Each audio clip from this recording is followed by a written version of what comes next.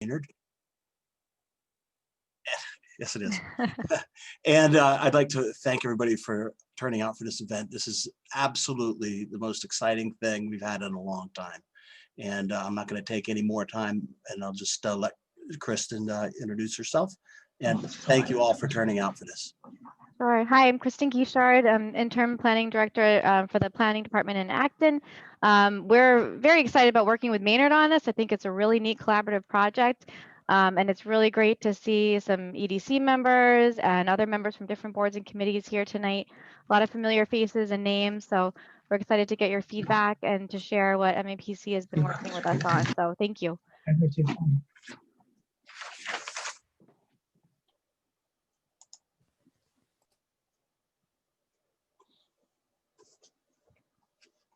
Jen, should I start, or you want to wait a few minutes? I think you're good to go, Robert. Perfect. Hello, my name is Robert Hummel. I'm the Assistant Town Planner in Acton.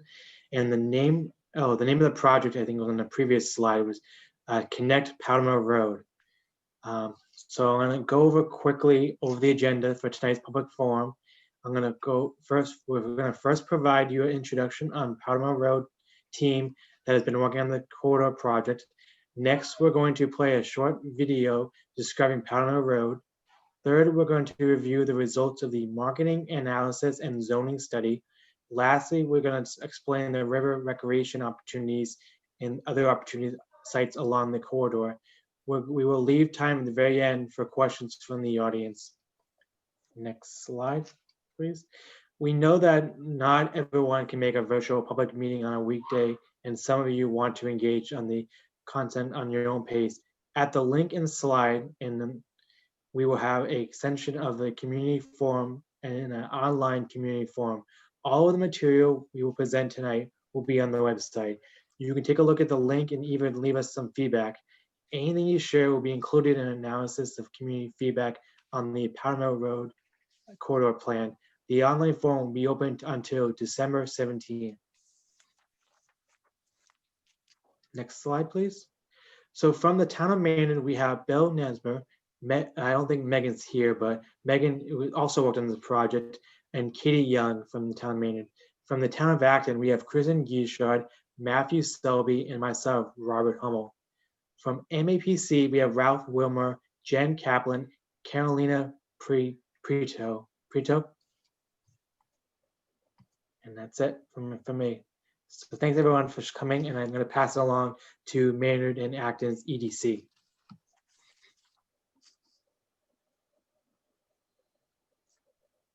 So Dick, if you are on the line here, if you want to unmute yourself and introduce the Maynard EDC. Okay, my name is Dick Downey. I'm the vice chair. Jack, who's our chair, unfortunately is laid up and not able to make the meeting. We have several people. I'm not sure who all is on because I can't see everybody, but Sarah Cressy is from the Chamber of Commerce for the Aspet Valley. Kate Hogan is a member, and Karen is her person that attends all of the meetings. Linda Thayer is a business owner in the downtown area. Roz is a university professor dealing with some things. Jerry Beck is with ArtSpace, and Bill Nemser, who you've already met, and Megan is the assistant town administrator. We're very interested in this project, and I'll turn it over to Bill. Okay, I guess it's my turn now. Yes, Larry, thank you. I'm Larry Kanawha, the chair of the Acton EDC, and I'll quickly get down to people here. I did see that Catherine and Dan are attending, and I got a couple of other emails from folks, but I didn't have a chance to take a look at. I only got through 2 screens before I reached 55 people. Anyway, John Benson is our liaison from the Board of Selectmen. Mike Majors is our representative from the Finance Committee. Derek Chin is our representative from the Planning Board. Derek right now is the chair of the Planning Board in Acton. Dave Didrikson is person with lots and lots of experience in the retail industry. His most recent venture, which ended a few years ago, was that he was the owner of Willow Books on Route 2A in Acton. Josh Fishel is, I'm allowed to say this, one of the younger folks on the EDC. He's a teacher at the high school. Ann Chang, along with Derek, are, I think, the two people in the Acton EDC who have been on the committee longer than I have. Shirley Ming is another one of the younger folks. Younger folks to me means people who have got kids in schools and whatever. I've got grandchildren that age. So anyway, Peter Daniel is our representative from the chamber. He is the owner or co-owner of the Rapscallion brew pub and restaurant up on Route 2A by Donnellan's. Dan Malloy is also someone with business experience who is one of the newer members of the EDC. And Catherine Yusoff is our newest member. I think she's only been on the committee for a couple of months now. And one of her most recent roles was, I think, the chair of the business department at Clark University. I probably got the details wrong, but you sort of get the gist there. Okay. Thanks, Larry. And now turning things over to Ralph. Good evening, and thanks all for coming. My name is Ralph Wilmer. I'm a principal planner at MAPC and project manager for the project. Just by way of background, very quickly, MAPC, the Metropolitan Area Planning Council, is the regional planning agency that provides planning technical assistance to 101 cities and towns in the greater Boston area. So pretty much everything within the 495 belt, and we're very pleased to have provided some of the funding for this project. Quickly, the project started about a year ago when we did our first round of kickoff meetings, and we did a site tour walking up and down the corridor. Some of the photos that you'll see during the presentation and the open house are from that site tour. And then we undertook the marketing study and the zoning analysis, which we did over the last 8-9 months or so. And now we're doing the community outreach. And this is the first public meeting that we've had for the project.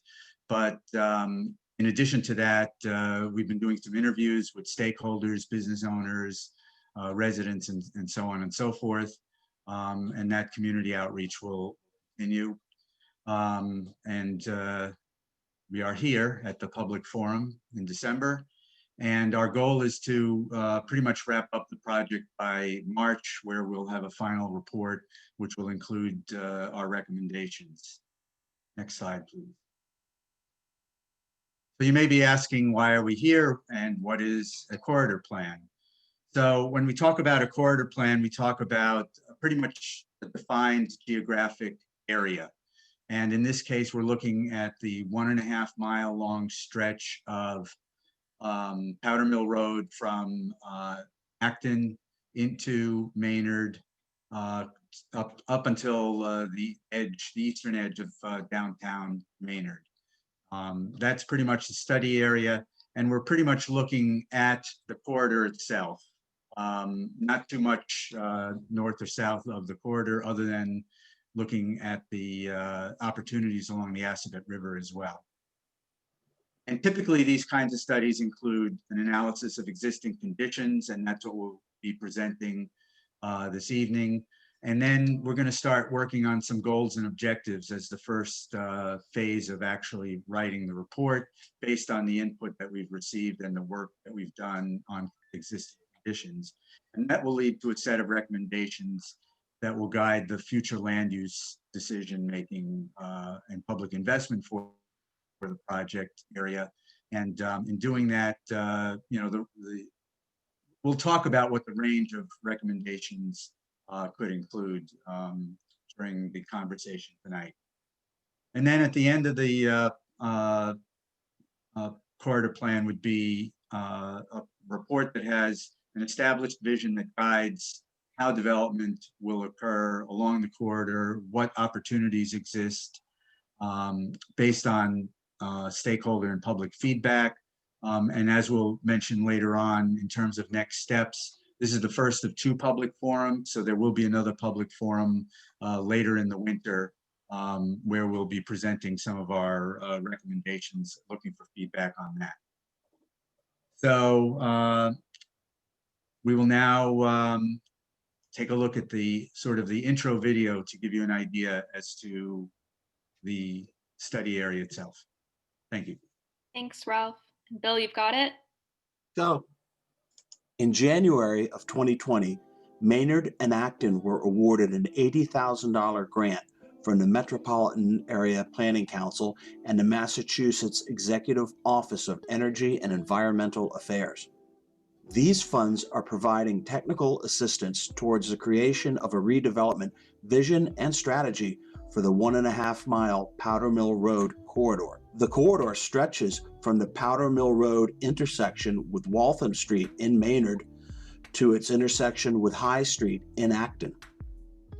This is a collaborative effort, and both towns recognize it is in their best interest to be as prepared as possible for new development. Proactive planning will allow both towns to prepare for potential impacts of upcoming projects such as the apartments at Powder Mill Place, the Beijing Royal School, as well as other businesses that are anticipated to locate or expand into the Powder Mill area as a result of new investment along the corridor. Creating a cohesive corridor vision can provide a foundation to help maximize the economic benefit of new investment to existing residents, businesses, and for all corridor stakeholders.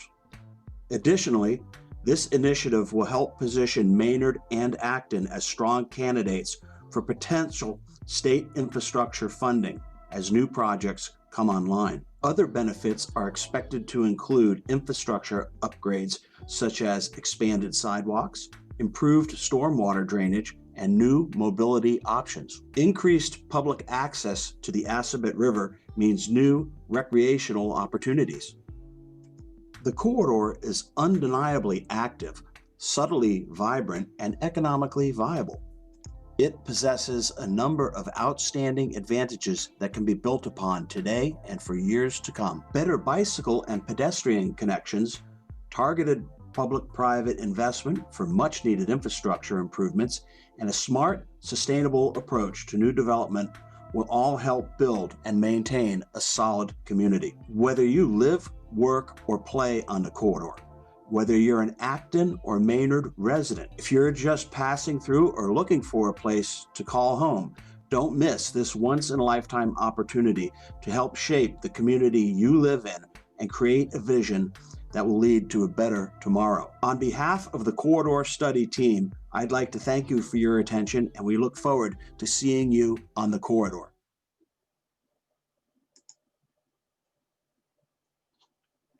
Thanks, Bill.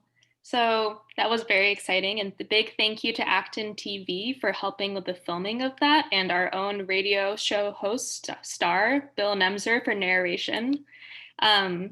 So I know that an entire night can feel quite long if you're looking at a screen and going through slides. So we're going to have a few different polls throughout the night, some questions about how you use the corridor, your vision for the corridor, to mix things up. So it's pretty exciting. We have close to 80 people here today. So I think this is a good opportunity for us to pull up our first question. And here's to hoping this works. Can everybody see that? Can I see some thumbs ups?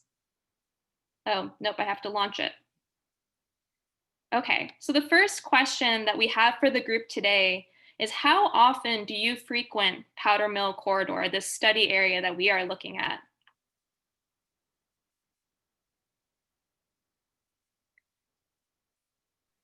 I'm going to give folks a full minute to answer, given that we're already, it looks like even half of the participants have already voted. It's neck and neck. Wow.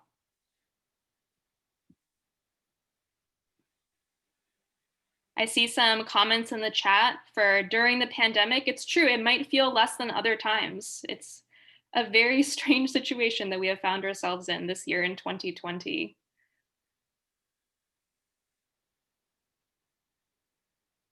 I'm going to give everybody about 15 more seconds to answer.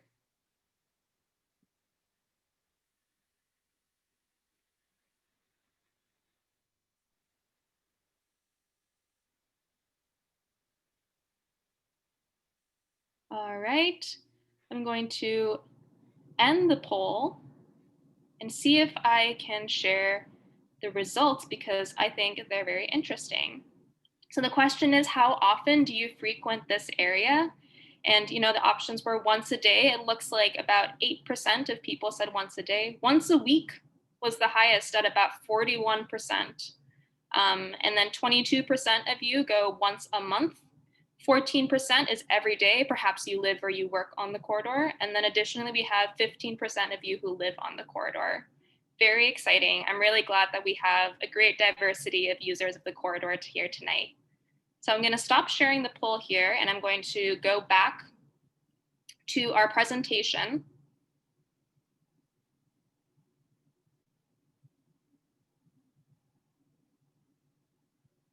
And I'm going to dive right into some of our existing conditions for the Powder Mill Road Corridor Study. So my name is Jen Kaplan. Robert introduced me earlier. I'm an economic development planner at the Metropolitan Area Planning Council.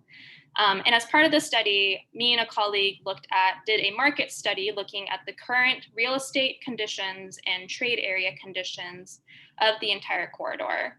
So I'm going to be going briefly through the results today. There's actually an entire report available on our website. I know Carolina sent around a link of that earlier. We'll send it around again. And there's the entire report there. It's not too long. But I do want to also acknowledge, because it definitely came up during the poll as well, that this analysis was partially conducted during COVID, which of course has changed a lot of the ways in which our world normally operates. So I do want to acknowledge that.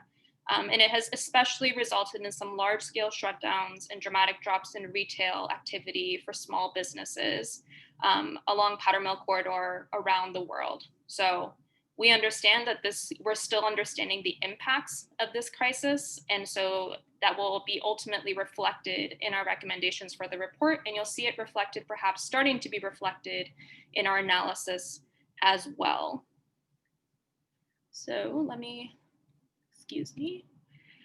So I mentioned earlier, one of the types of analyses we did as part of the market study was looking at real estate indicators. So when we say that, we're primarily looking at price per square foot for retail, office, and industrial buildings within the geographic extent of our study area, but also doing comparisons to the averages across both Maynard and Acton.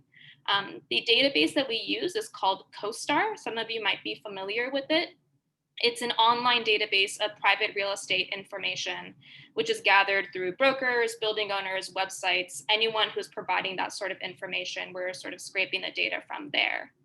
And so just to start things off, we looked at the retail market price per square foot and the office market rent price per square foot. Sorry about that, tongue twister.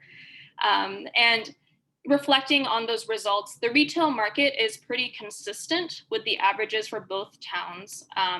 And while we do not show it here, the vacancy rate, however, for the retail market was much higher in Powder Mill Road at about 33%. It was higher than both the averages for both towns.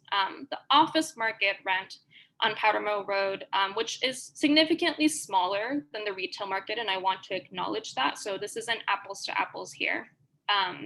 It does depart slightly from the market rent for Maynard and Acton, coming out a little bit higher.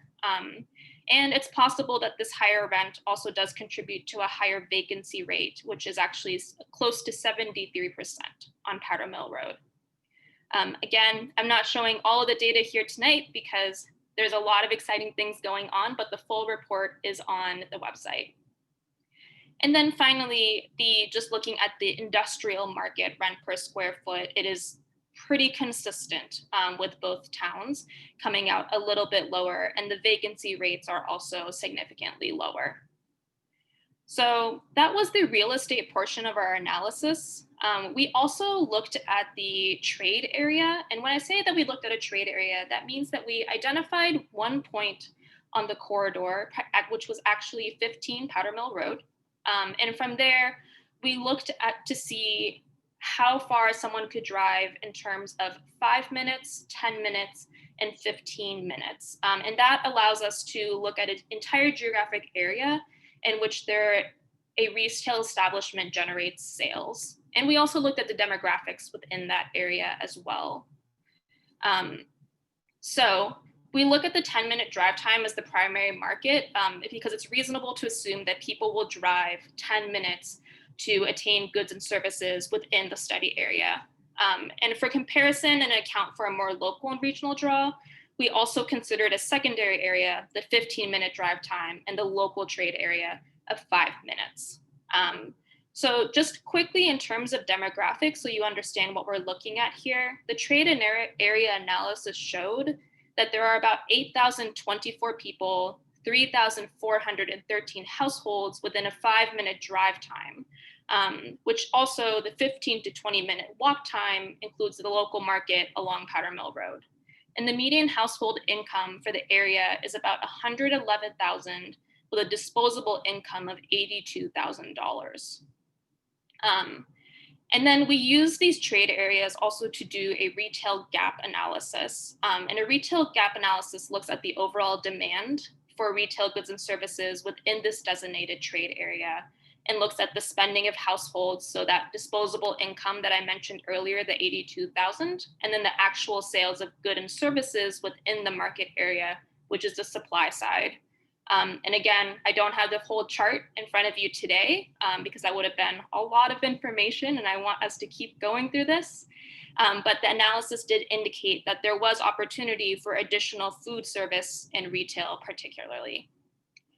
So that was the market analysis itself. And I'm actually going to turn things back over to Ralph to talk about the zoning study. Jen, there's a couple of questions in the chat. There's a question from Sarah asking if 73% was the correct percentage. And then Representative Tammy Gouveia asked, did we use census data to determine disposable income or some other data source? That is a great question. And I'm actually trying to go back in slides, but it seems to want to go forward. So I can take a look at my notes there to confirm that.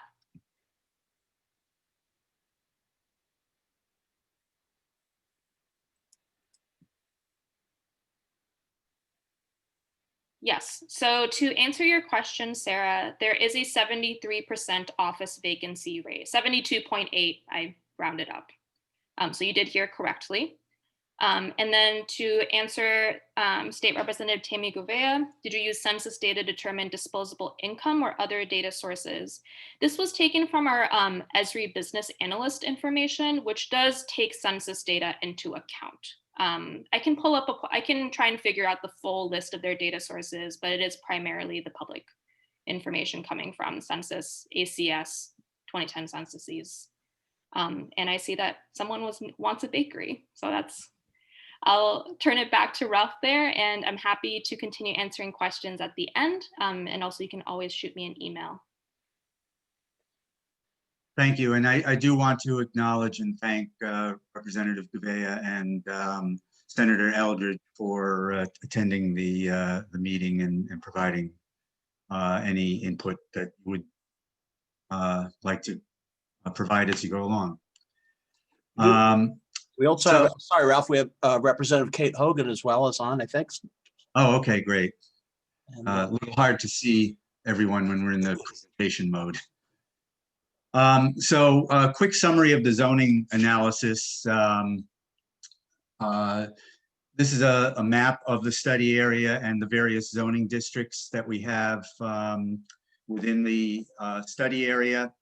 And it's one zoning district in Acton and 6 different zoning districts in Maynard. The Maynard zoning districts include business, residential and industrial districts. Go to the next slide, please. So we looked at the zoning in all of the, within the study area. And there's several things that I wanted to point out. Chances are, there's a lot of updates to the zoning bylaws that need to be made to accommodate what the ultimate goals are for the project. So we're probably going to be talking about amending the bylaws to allow a variety of different use types. We're also, and that includes vertical mixed use and multifamily housing. So right now there's a lot of mixed use, but it's more in a shopping plaza type of situation, rather than buildings that traditionally are considered for mixed use, where you have retail on the first floor and residential above. We're going to try to explore opportunities to incorporate design standards into the zoning, and form-based zoning codes would be one option. But we want to look at trying to provide amenities and streetscape improvements as part of that picture, and then talking about revising the parking requirements. So just to go into a little bit more detail, the zoning district boundaries really don't distinguish land uses along the corridor from those that are further set back from the roadway. So what we find is that there's a lack of a sense of place within the study area. There's just sort of this hodgepodge of uses. There's no design standards associated with any of the zoning code requirements in either town.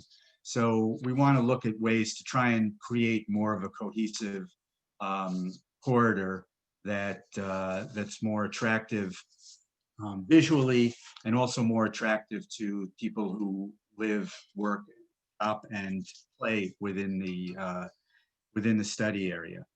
So there are a variety of different types of businesses that are allowed within the zoning, within the study area.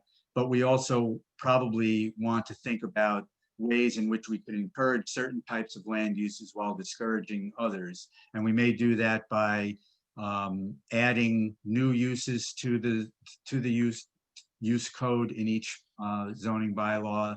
But we also will probably want to think about ways in which we consider allowing certain uses by right and other uses by special permit, so that we can make sure that the review process for any of these land uses is appropriate for what we want to try and encourage within the study area and what we might want to try to discourage. So we've also noticed that, as I mentioned, regarding multifamily housing, there isn't much in the way of zoning provisions to allow that. Much of the zoning districts that allow for residential are focused more on single family housing. So we want to think about ways in which multifamily housing might be made, might be appropriate for the area, so that we can also think about ways in which to encourage affordable housing and things along those lines. And generally, we find that the zoning bylaws are somewhat limited in their ability to shape public accessibility within the study area. So that's why we want to think about form-based code or design standards or other similar types of regulations that would allow the towns to use zoning in a way that can create a more cohesive streetscape. So this would include improved pedestrian and bicycle pathways, and looking for better ways to access and utilize the Assabet River as an opportunity to provide more recreation. We will be looking at the parking standards as well to see whether or not they can be or should be updated to reflect what we see as parking, the realistic parking requirements for modern day land uses. And ideally, we'd be looking to try and make sure that the zoning regulations are consistent along the study area, even between the two towns, so that the study area zoning is as consistent as possible, both in Acton and in Maynard. So I think we have another poll question coming up now. We do. Thanks, Ralph. So we have our second poll question coming up, which is, why do you visit the Powder Mill Road corridor? So I'm going to stop sharing my screen now because I find it kind of nice when we can see each other during a poll. So let me send us to poll number 2. All right, I'm going to launch this now, and I hope everyone can approach it with the same amount of enthusiasm that you answered number 1.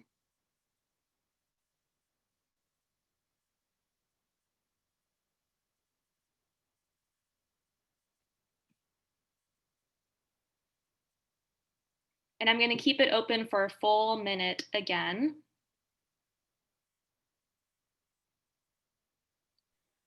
Yeah, and feel free to add any detailed or comments about what that means to you in the chat.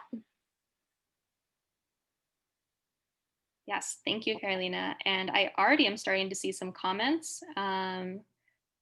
Representative Gouveia, I put shop, but really it's banking. Oh, I see some answers for Wendy's. Recreation for cycling, love to hear it. Commute. Stop and shop, I would say that's considered shopping, right in the name, right? Jam time, recreational. I've heard a lot about jam time. I heard it's the town favorite. Community, recreation, is this COA, Council on Aging, bank. All right, I'm seeing a lot of answers come in. 84% of you have voted. Wow. I'm gonna keep this open for 10 more seconds because some of these answers coming in through the chat are quite fun to read out loud.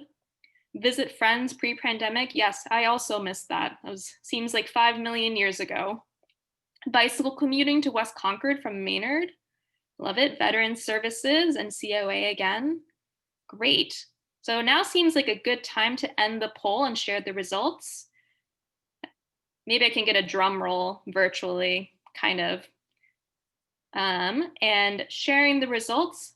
Why do you visit the Powder Mill Road corridor? Not overwhelmingly, but pretty high up there is shopping.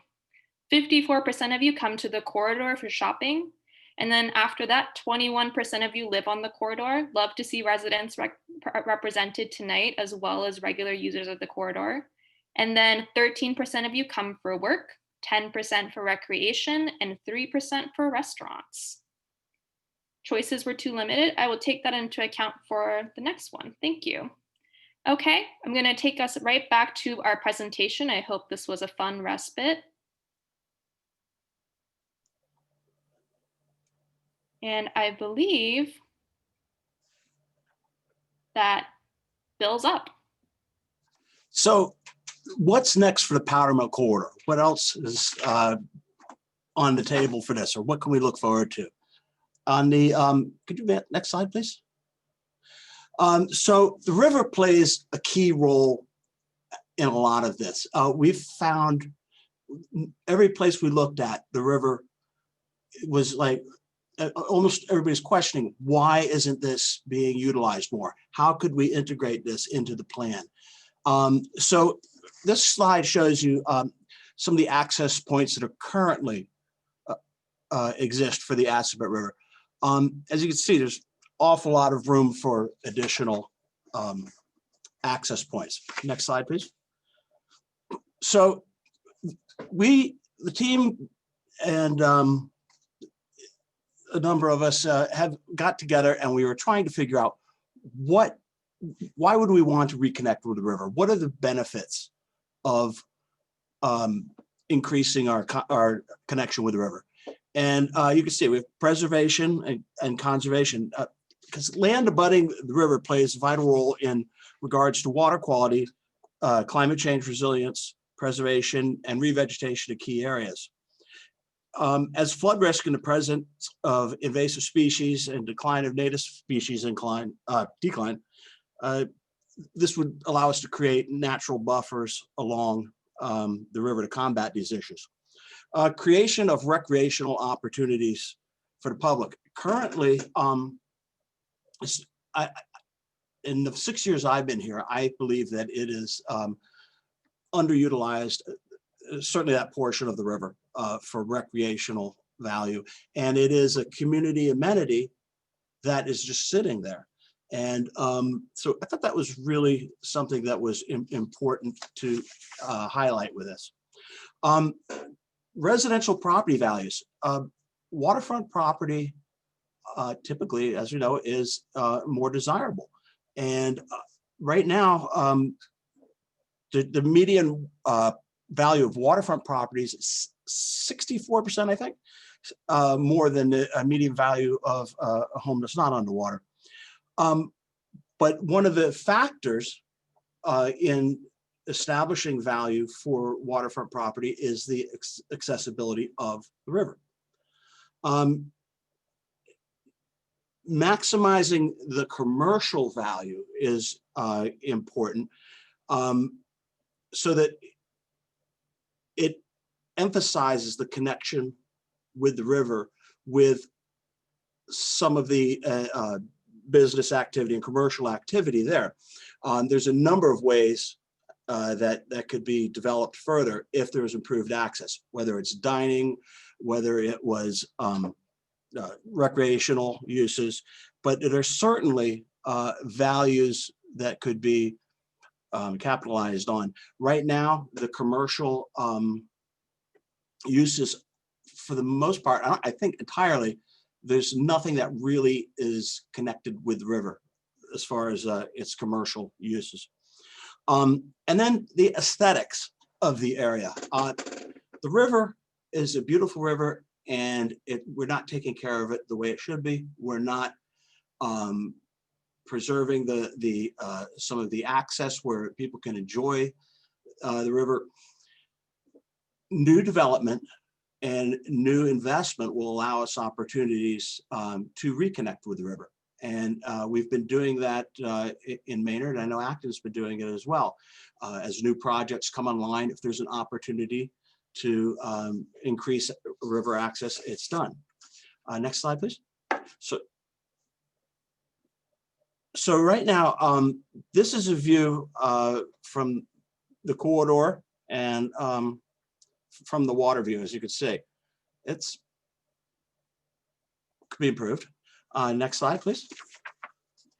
And here we have, this is some of the Assabet River Blue and Green Trail. Just gorgeous. It's just fabulous amenity that it totally changes the complexion. And I think that the key to understanding and appreciating the possibilities that the river reclamation presents is really key to so much of this. It's at a key component, and it's at the heart of a lot of these initiatives that may come about as part of the corridor work. Thanks, Bill. And now turning things over to Selby. Thanks, Jen. So everybody, I'm Selby. I'm Acton's Land Use and Economic Development Director. So there are several opportunities along the Powder Mill Road corridor that can change how the corridor looks 5 to 10 years from now. Each of these sites identified falls under the category of the following themes, which guide the redevelopment along the corridor. There are residential opportunities. These are sites for mixed-use development that are either already underway or represent future opportunities for redevelopment. Commercial opportunities. These are sites that can offer commercial amenities or services to folks who come through the corridor.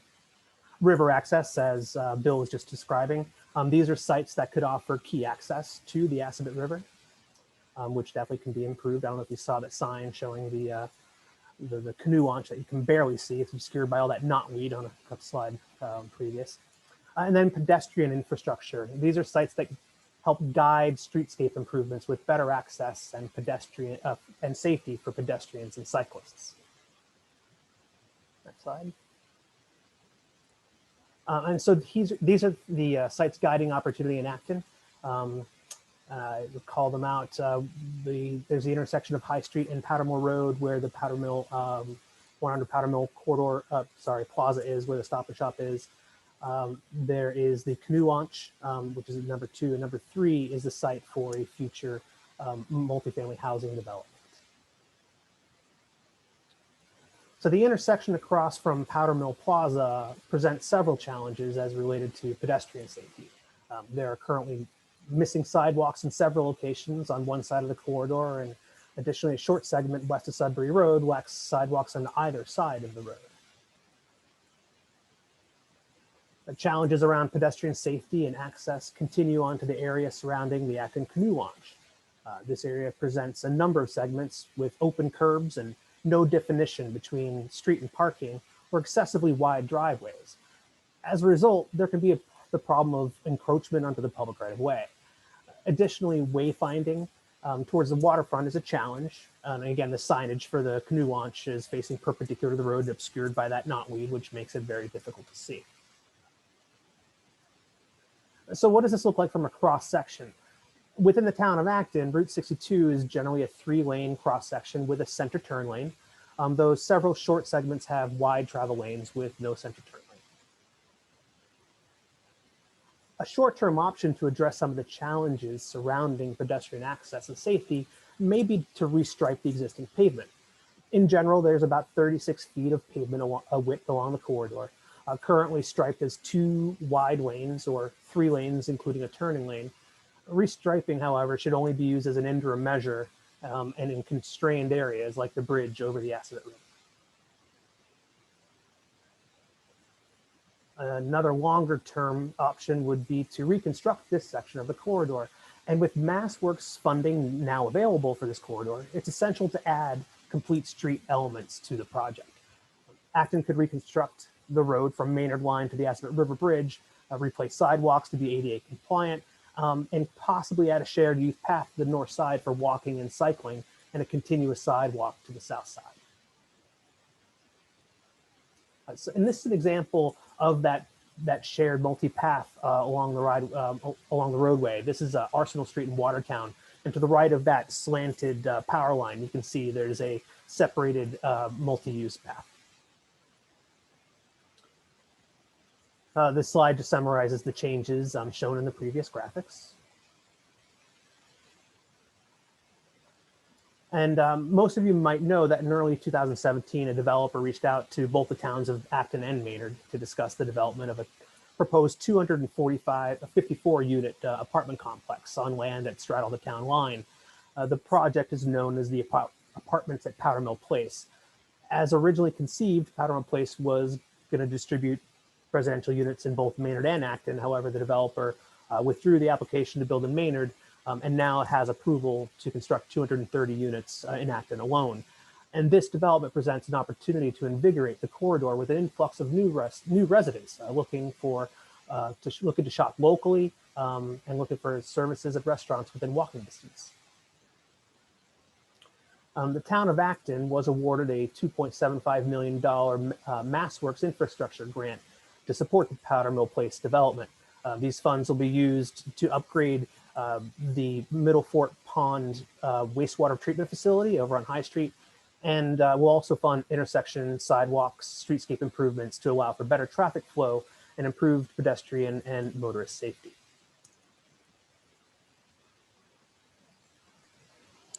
Hi, my name is Caitlin Young, and I am the Assistant Town Planner and Conservation Agent for the town of Maynard.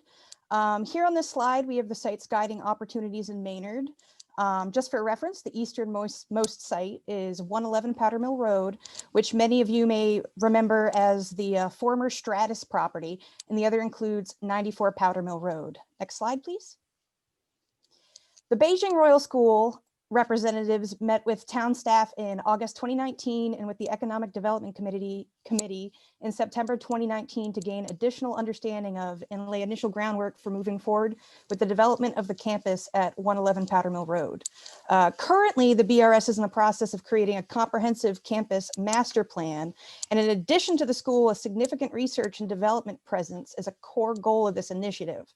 The component of the project is influenced by the campus's proximity to metropolitan Boston. And according to the BRS team, they intend to design the campus in a way that benefits the community at large through amenities, cultural offerings, and educational opportunities. Next slide. The next one up is 94 Powder Mill Road, which many of you may know as the John Deere property, as well as the adjacent residential parcels next to it. This provides a unique opportunity for the town of Maynard to reimagine access to the Aspet River.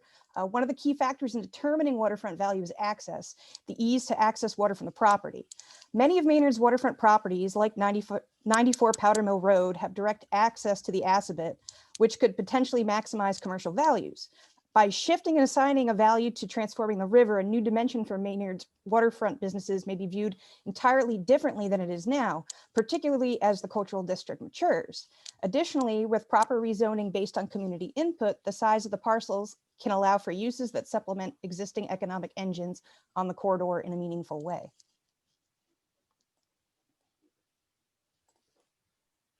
Thanks, Katie. So I'm going to stop my share for our third and final poll of the night before we wrap things up and go into questions and answers.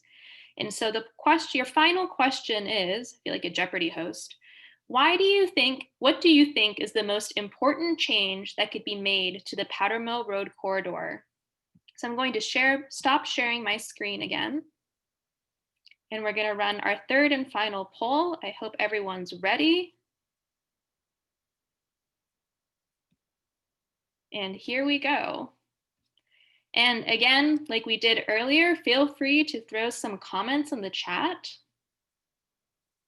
What do you think is the most important change? You've seen an entire presentation about existing conditions around market studies and zoning and then river access. You've seen some of the sites that are slated for development in the future are in the process of places that might hold opportunity yet. G, all of the above. That is a great point, Natalie. I should have actually added that. Lessons learned.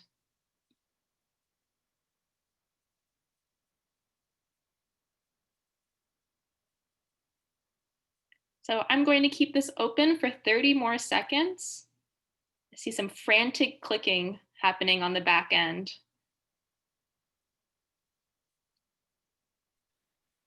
Jen, could you read out the options for folks as well? Yes, I'm happy to.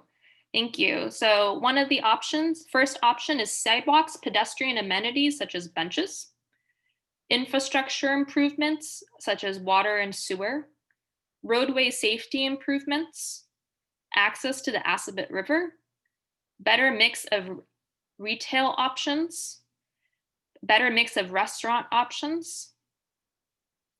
And it sounds like some additional choices that we can think of including for next time. I'm going to read out from the chat. I think there's some good ones in there.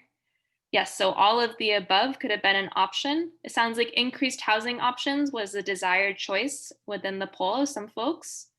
More trees, plantings. I see some more about housing, increased tax base, perhaps could be achieved through some mix of retail and restaurant. You can check more than one. I forgot that I had made that an option. I see some more comments about how Kate Hogan's comment that opening the river could help create the projects created to need infrastructure. That sounds like some good long-term planning right there. Thanks, Kate. River walkways, trees, plantings. And I am going to close the poll now because I think we've had enough time to answer, and I'm going to show the results. So it looks like from our presentation today, one of the biggest things that people are thinking about, one of the biggest changes we could be making is increased access to the Aspet River. 55% of you think that. From there, we have 23% think that infrastructure improvements are very important. Sidewalks and pedestrian amenities such as benches at 22%, better mix of retail options at 20%, and better mix of restaurant options at 17%.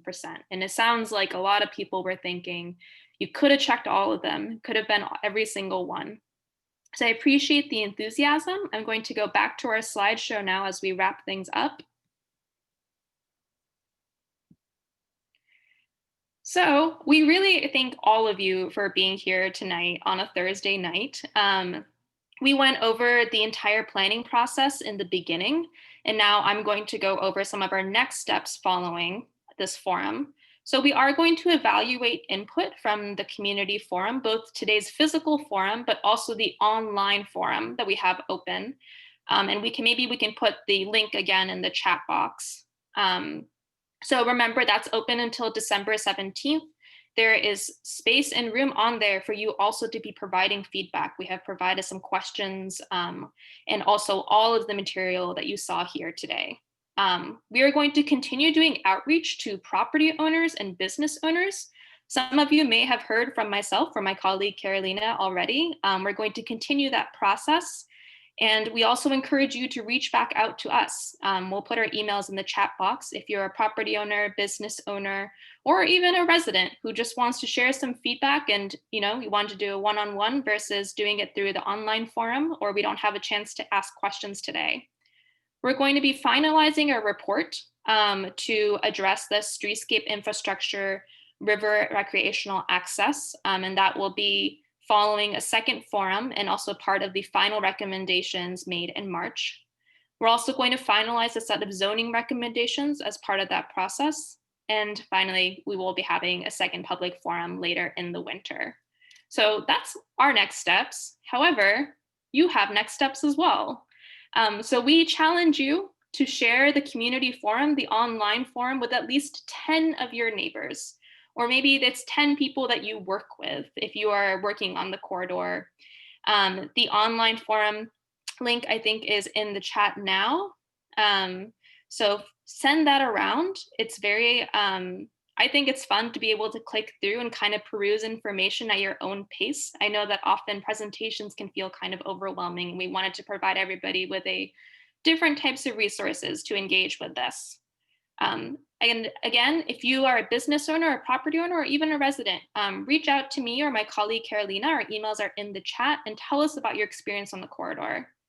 And then finally, sign up for our email list. We have, if you registered for today's webinar, we have, sorry, not webinar, meeting. We have your email on record, and we can do that there. Also send it through the chat if you want privately to myself or Carolina, or shoot us an email and we'll put you on the email list. And so that wraps things up. And at this point, I want to open things up to questions. So we have a lot of folks who can be resources here today. We have staff from both towns. We also have the economic development committees from both towns who have gracefully hosted with us today. You heard them introduce themselves in the very beginning. And we ask that you use the raise hand feature. And I'm actually going to stop sharing my screen because it'll be easier to explain.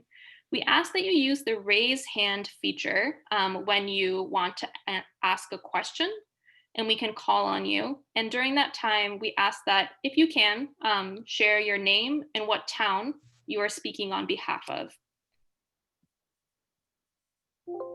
So, Jen, there is a question in the chat already from, I believe, Kelly.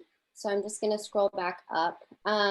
So Kelly says 9496 Powder Mill has been discussed a couple of times now. And I have heard it has recently changed ownership, but what is being planned for that crucial stretch of potential river access besides cleanup, I hope? Thanks, Carolina. So that might be a good question for Katie or Bill. Hi, this is Caitlin Young again, the conservation agent and assistant town planner. Regarding 94, 96, and 100 Powder Mill Road, currently the property, I don't know if anyone's noticed, but the properties have been being cleaned up for the last about year or so. Unfortunately, with the pandemic, progress slowed, as right now, a lot of the remaining debris actually requires specific hazmat removal. But we're anticipating, hopefully, that the project is fully cleaned up at latest by the spring. In regards to redevelopment, I believe the developers interested in redevelopment are, actually probably going to be looking at today's presentation and whatnot, and all of your comments to see, how they want to move forward with the site. Yeah, one thing if I could add, Katie, that's important is this particular developer that's going to be assuming ownership of the property has asked the town for input about what the community would like to see there. And I think that's a very good to have a proactive approach like that. And that's why a forum like this is so valuable.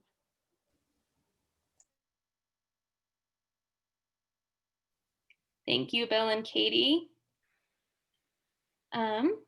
There's another question here from Josh that says, does the entire length of the corridor have the curb to curb width to allow for a full complete street approach? If not, we plan for the potential need for street expansion up to and including working with property owners.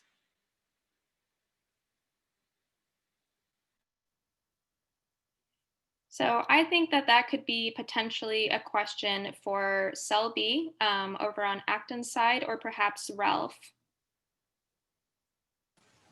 Yeah, I don't have an answer to that. I don't have access to a survey that shows the street width along the entire stretch, unfortunately. We started looking into that a little bit. The right of way is much larger than, of course, the paved roadway itself. It varies between the two towns, and I think it varies a little bit even within some of the town limits. So one of the things that we need to do is take a closer look at that to see what can be accommodated to incorporate as much of a complete street type scenario as possible within the curb width for the corridor itself. I think that at least in terms of some conceptual ideas, the reconstruction scenario that Selby showed earlier is feasible, at least in part of the corridor, but it may not be feasible throughout the entire length. So it is something that we're going to continue to look at in more detail, and then come up with some ideas for how we might incorporate complete street concepts into some of the final recommendations that we include in the report. But we certainly are going to be focused on ways in which pedestrian and cyclist safety is enhanced much more than the current situation has for everyone. Thanks, Ralph. We have some other great questions in here. A question from Derek Chin. Have you ever considered a public park with a view of the river gets people out of their homes? Perhaps, Bill, you can speak to that, given that you were covering the Assabet River access portion of this. Sure. Yeah, that's a great question. And it's a question that we hear often with public and private land. How can we make more of a recreational area for the public, or a place just to enjoy passive uses? A big part of this is having a vision in place that when a new development is proposed or considered, part of the town's buy-in is, okay, here's what we have as a plan for whether it's bicycle improvements or lanes, whatever it is, or public park for the access, dedicating a portion of the project area for public parks and this type of thing. It all can be done, but having a plan and a vision in place is key. Without it, it becomes just everybody scrambling at the last minute, and it doesn't work. To have it like we're doing here, and work on this, where we can say, this was the community's vision for establishing a series of public parks along the river, or establishing separated bicycle lanes, even if it's on property, a private property where it's dedicated as part of a project. So I think that's a great question about the parks and any public amenities. It is very difficult to tie it into a new project if you don't have an idea of what you want, because by the time the new project is proposed or happens, it's too late, and you get just a, you know, the last minute ideas. So I think that's another part of this exercise that's going to be key. Thanks, Bill. And perhaps a proper follow-up question to that was from Kate Hogan. Is there currently public space along the corridor? There is, Acton has, I think, I'm not sure if you have one or two canoe launch areas there. Yeah, and in Maynard, I don't think we have any, do we, Katie? Right now? No. No, right now we don't have any access right off of Powder Mill Road. The only access to that, the Aspet Riverfront there is on the opposite side, the Maynard side of the Blue-Green Trail, which is accessible off of Concord Street and Colbert Ave. Yeah, and you know, a lot of people have asked about the zoning and the uses there.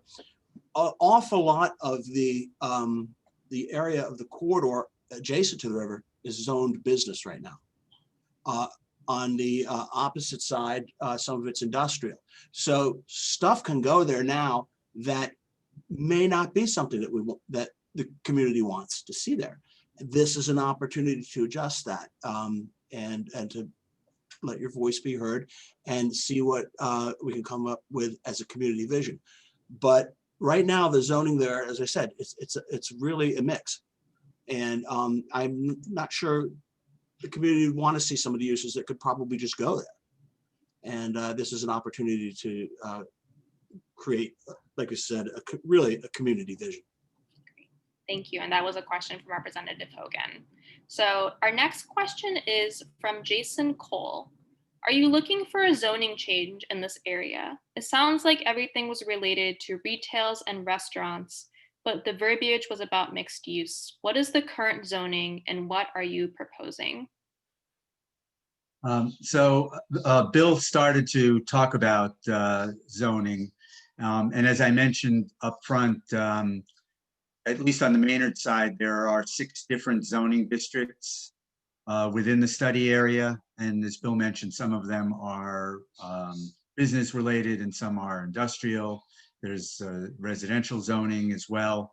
So what I would suggest, you know, in terms of answering the question about the current zoning, on the website, the project website, you'll find a link to the zoning study.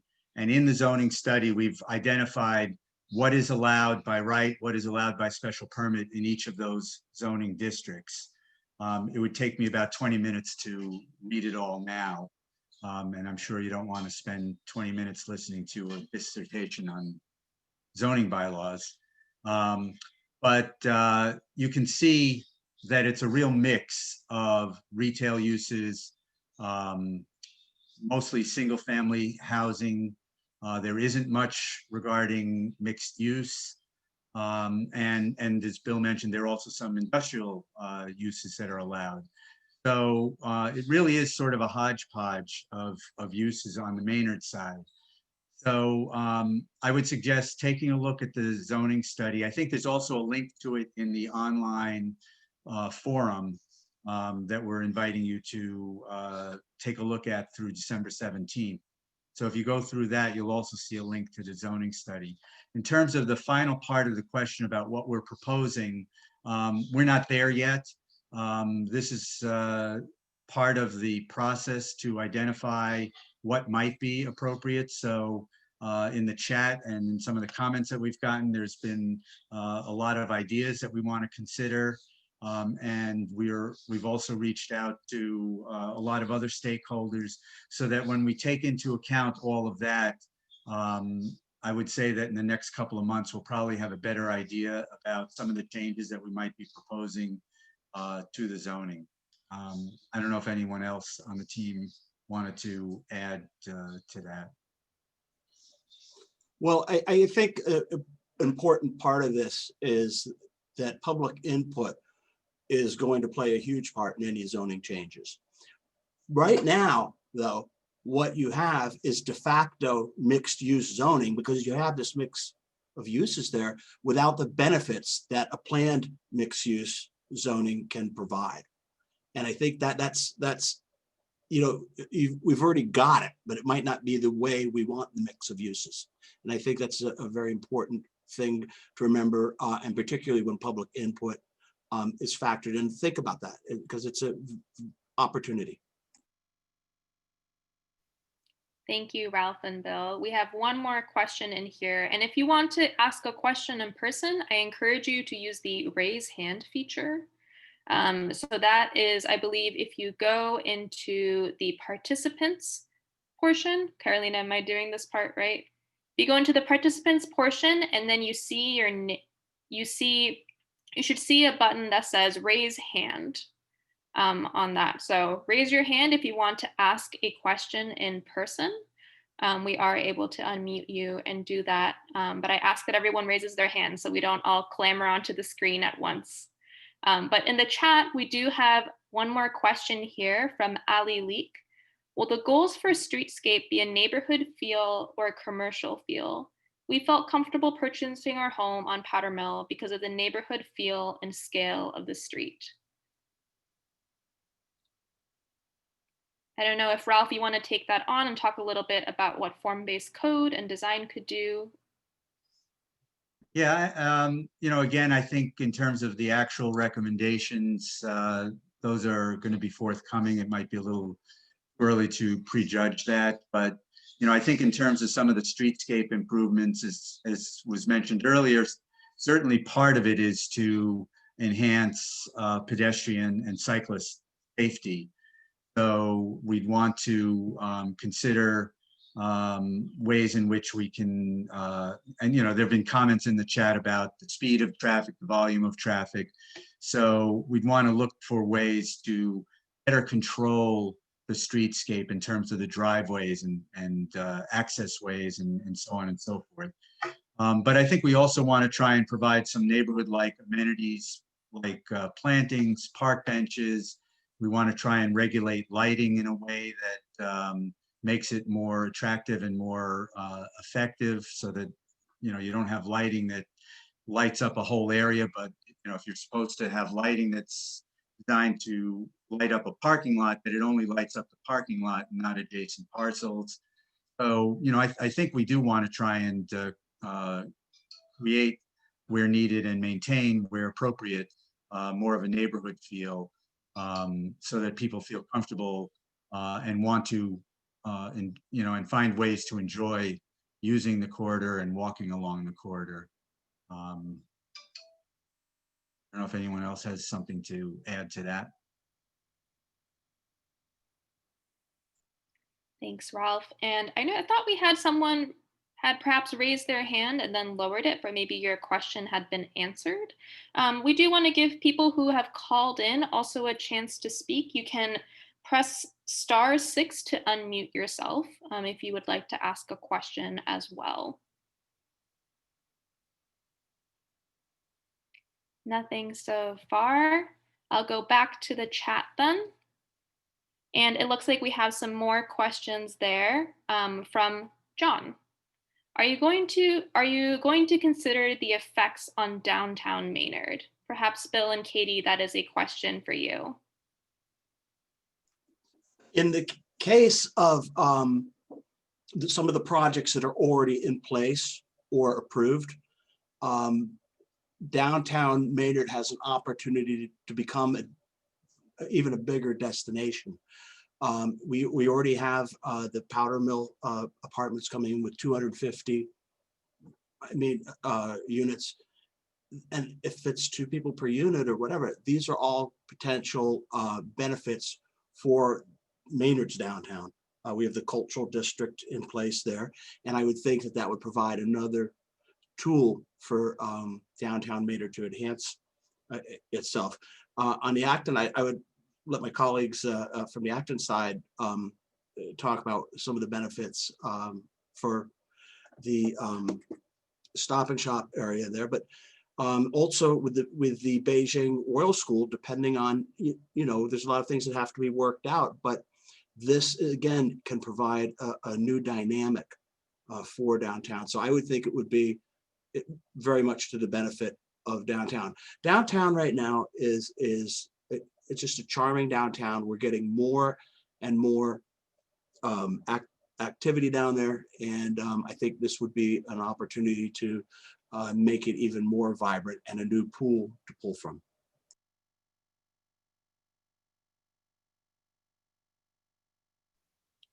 Thanks, Bill. And does anyone from the Acton side want to talk about impacts on maybe downtown Acton for the Acton residents here? If not, I also have a question from Mike Majors. Mike, I apologize. I didn't mean to overlook your question here. But how does traffic volume compare to other main traffic corridors? I don't know if anyone could take this question on, or perhaps it's something we could look into. I think, Jen, hi, Kristen here. I think that's something we'd have to look a little bit more into in terms of doing traffic counts and a traffic study as we kind of venture further into possible designs of complete streets. Once we get feedback from the community, we can kind of really decide what our next steps are. And that would probably be one of the required pieces of information we'd need. Thanks, Kristen. Great, and then we have a question from Sarah Ambrose. Are there plans to open up the bridge for pedestrian bicycle use from Old High Street in Maynard to Powder Mill Road? That is something that has been discussed. It's our understanding that that bridge and the dam is privately owned. So, that's something that'll have to be explored in more detail. And, we'll have to see who has control and how much of an option that is. But clearly from a recreational point of view, that could be a key way of, making some important connections for pedestrians and bicycles, but also a way to provide additional access to the Assabet River and the trails that already exist on the northern side of the river. Thanks, Ralph. And we have a question from David Coate. Do we know of specific businesses for which this project seals their commitment to the area, a potential pipeline perhaps?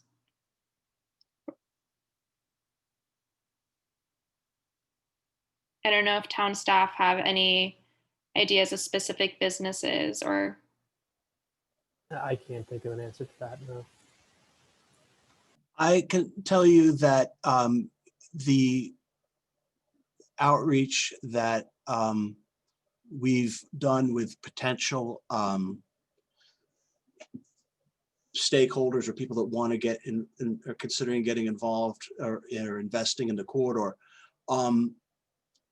they have pointed to the benefits that seem to be there and untapped at this point. And I think like the river access, the idea that you can have, really it is a mixed use project, as we said, but I don't have any specific project that's hinging on it at this point. I would imagine, that would be something that would be coming up down the pike, but as of right now, I don't. Great. And then we have another question from Josh Fischel. Given the cost of office space and the high vacancy rate, I imagine the commercial development focus would generally be on retail and restaurants. Are there other thoughts on that? I'm happy to talk a little bit about the market analysis again, perhaps that would be helpful. So the retail gap analysis that we looked at did identify sort of food service restaurants as opportunities. So therefore, there's enough demand within the travel area of that 5, 10, 15-minute driving time. And so that's all we have right now. There are some other areas that could potentially be, I guess, opportunities of commercial investment. If you go to the full report, I encourage you to take a look at the retail gap analysis table. That does give you a whole bunch more information, but food service was generally what we found to perhaps have the highest demand.